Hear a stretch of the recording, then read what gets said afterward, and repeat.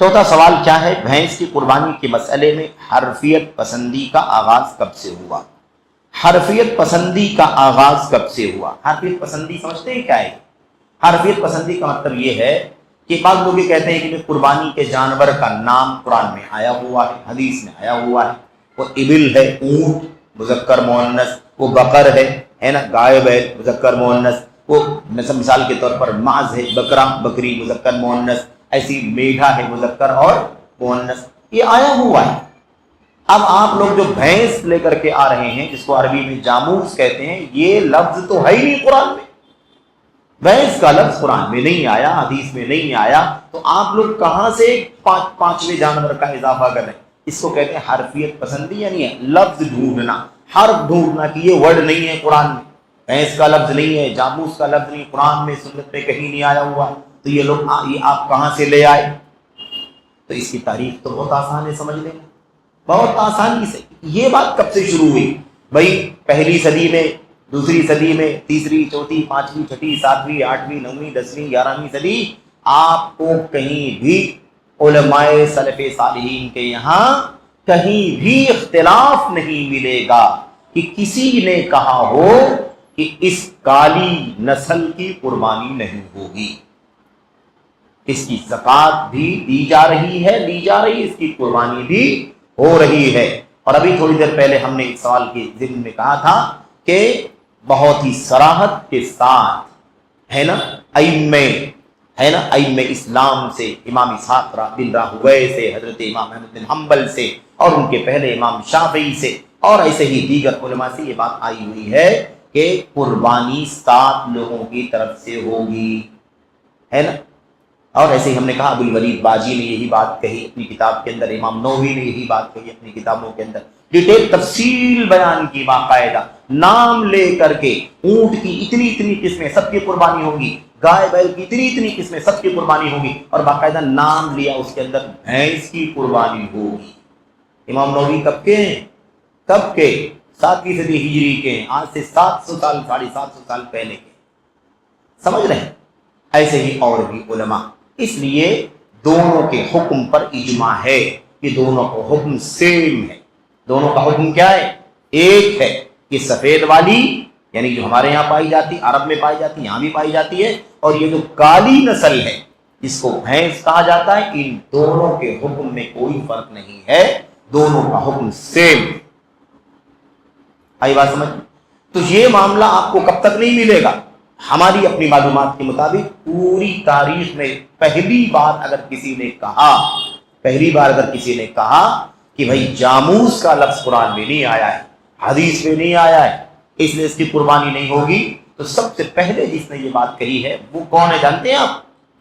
वो हमारे मतलब कमजोर मुताले और नाकिस इल्म के मुताबिक वो सबसे पहले जिसने कही है वो एक बरेलवी, एक बदअकीदा, एक कबर परस्त और एक जहमी आलिम है। उत्तर प्रदेश का इलाका, अमेठी, लखनऊ से कुछ फासले पर अमेठी का इलाका, अमेठी के एक आलिम है बरेलवी, कबर परस्त, जहमी, गुमराह, सूफी आलिम, शिरकी अकीदा रखने वाला आलिम, समझ रहे? इसका नाम क्या है? मुल्ला जीवन। क्या नाम है उनका? मुल्ला जीवन। ये मुल्ला जीवन जानते हैं कौन सा दौर है? वो दौर है जो माजी का दौर है, जब मुसलमानों की हुकूमत थी। 1130 हिजरी में इनकी वफात हुई है, 1130 में। आज कौन सी तारीख है भाई? 1447 है। 1130 अगर आप जोड़ेंगे तो आपको समझ में आएगा कि कमोबेश 300 साल से कुछ साल ज्यादा का अरसा गुजरा है। 300 साल से ज्यादा पहले, यानी तकरीबन 1100 साल के बाद पहली बार किसी आलिम ने अपनी किताब के अंदर लिखा कि भाई ये जामूस का लफ्ज कुरान और सुन्नत में नहीं आया है, इसलिए इसकी कुर्बानी नहीं की जाए।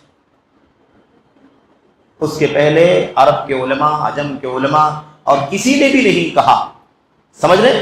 किसी मुफस्सिर ने, किसी मुहद्दिस ने, किसी मुअर्रिख ने, किसी मुफ्ती ने, किसी, है ना, फकीर, किसी ने नहीं कहा कभी कि ये अलग है, उसकी कुर्बानी नहीं होगी। आई बात समझ में?